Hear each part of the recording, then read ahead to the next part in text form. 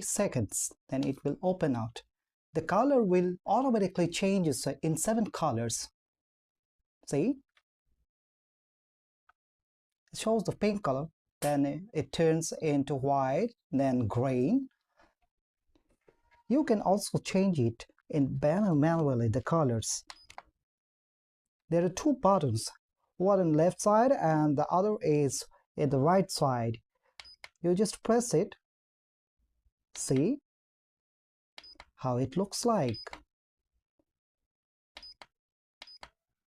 Now,